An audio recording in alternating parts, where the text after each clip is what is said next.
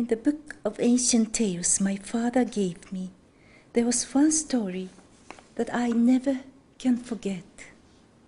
Precise dates cannot be determined, but it is the story of a prince who lived before the 6th century. The prince called Yamato Takeru no Miko, the prince brave of Yamato. When he made an expedition to a remote area by command of his father, the emperor, to put down a rebellion, having succeeded in subjugating the rebels, would make a triumphal return.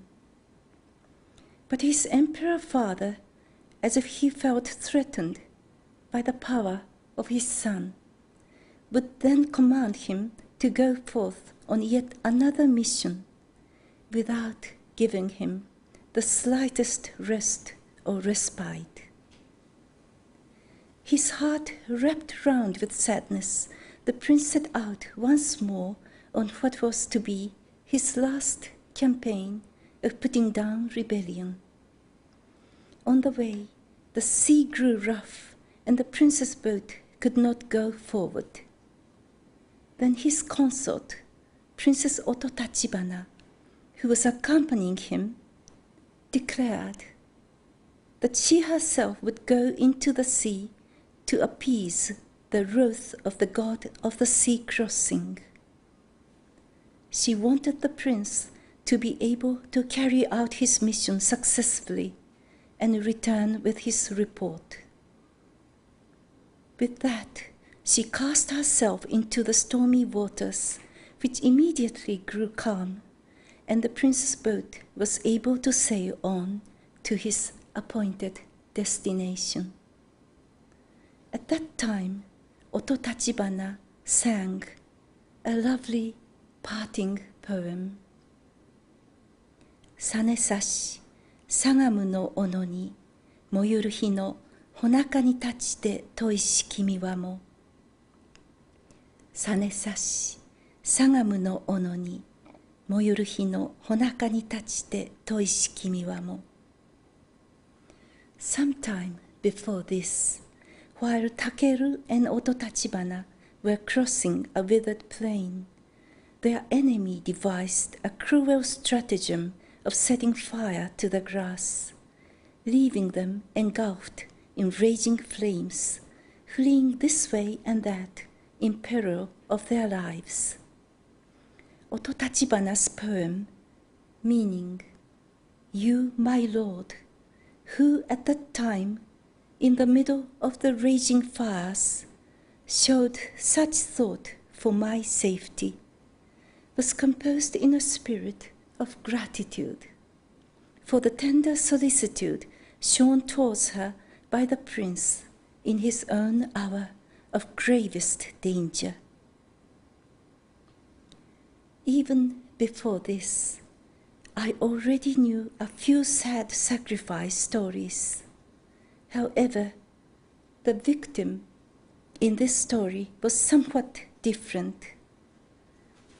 Oto Tachibana's words and actions, how can I best express this, imply that she was fully associating herself with Takeru's mission.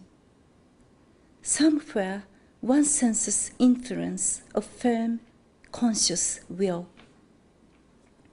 Oto Tachibana's poem, I cannot now rightly remember whether it was given in a modern rendering or in the original old Japanese with explanations attached, seemed to me a thing of surpassing beauty.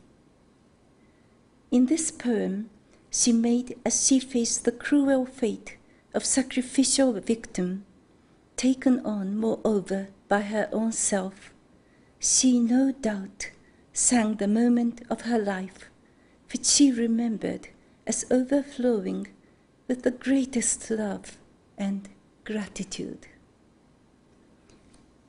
Rather than a deep impression, its effect on me was a strong shock.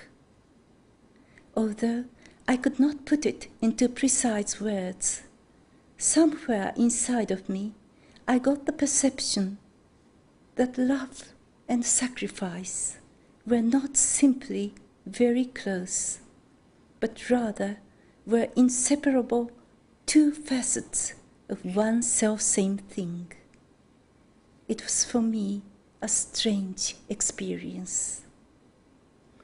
I continue to be drawn to this story for its beauty, but at the same time, it oppressed me with a nameless sense of unease. Now no longer ancient times, in our own day, the thought that calming stormy seas could be done by calling for the sacrifice of someone's life is inconceivable. Therefore, human sacrifice is something that I had no need to fear. But I then felt there was some timeless symbolism in Ototachibana's story, something that made my breathing difficult. When I think about it now, I see that it may be because the thing called love can sometimes take severe and cruel-seeming forms, and my unease may well have been my awe and fear of that indivisibility of love and sacrifice that I have described.